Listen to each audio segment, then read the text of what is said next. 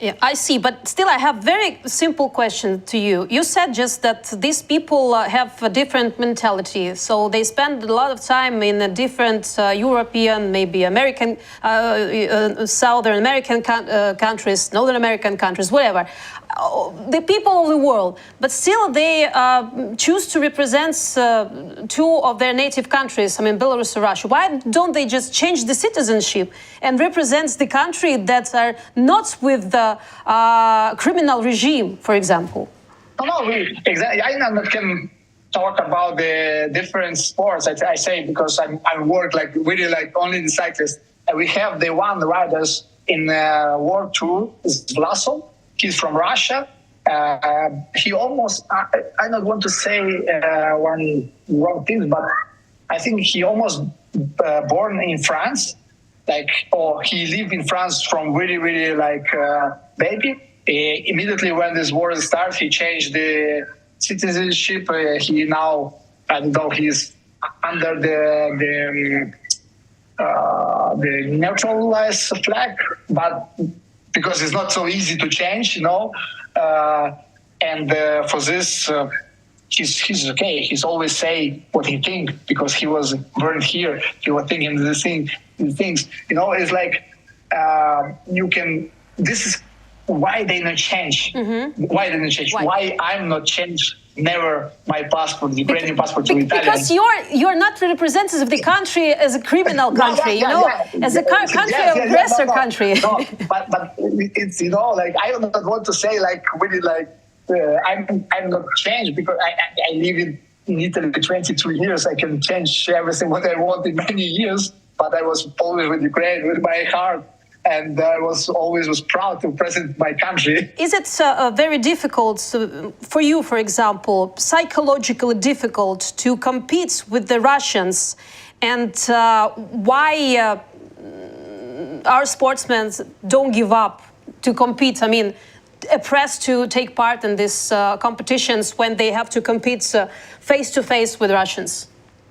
Now I'm really lucky because I not compete anymore. I'm really lucky we not have the Russian in the Pro Tour racing.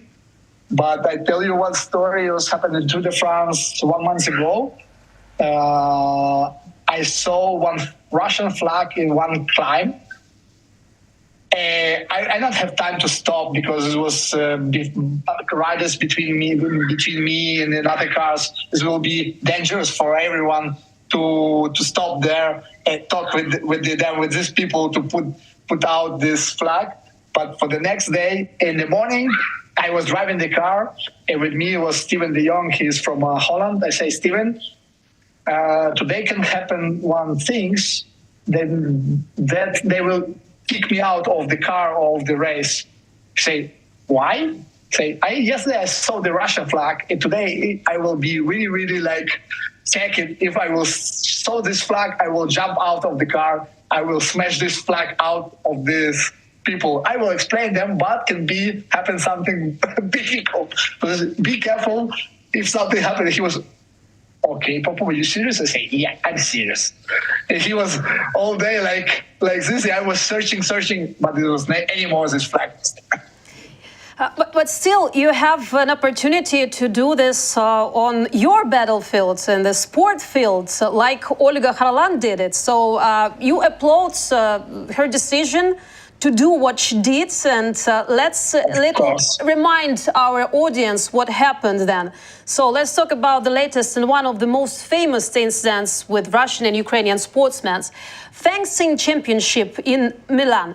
After the very first meeting of Olga Harlan from Ukraine and Anna Smirnova from Russia at the World Championship, Smirnova staged a provocation against Harlan. However, after the defeat, she was in no hurry to leave the track and demonstratively extended her hand to the Ukrainian to shake. Harlan refused to pressure her and offered her rival a blade to greet her only in this way. Before this, there were some changes in the regulations considering COVID, but anyways, Smirnova could not avoid defeat, but Harlan was also punished. it's interesting detail.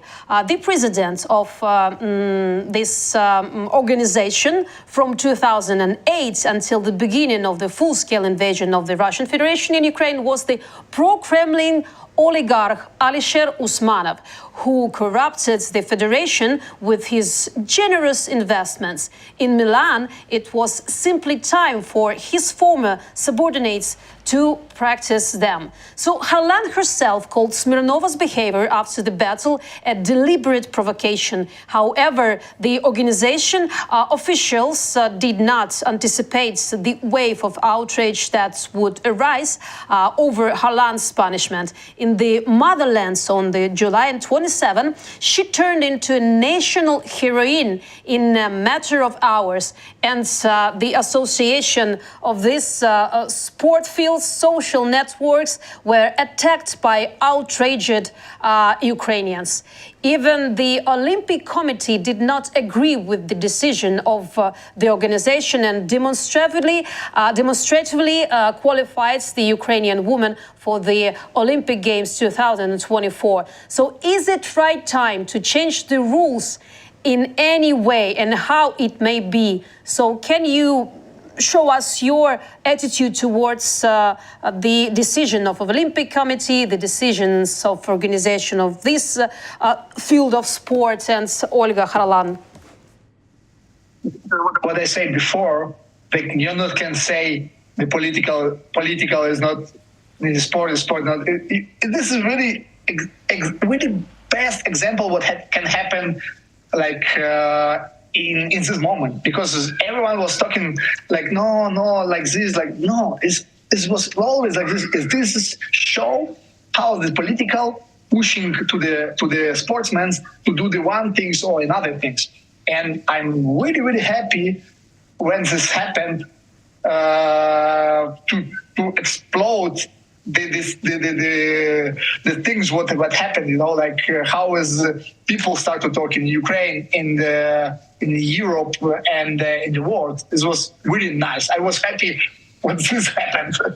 After you see the reaction of the Olympic Committee and other people and about the rules, you need to change everything. This is not same word like before.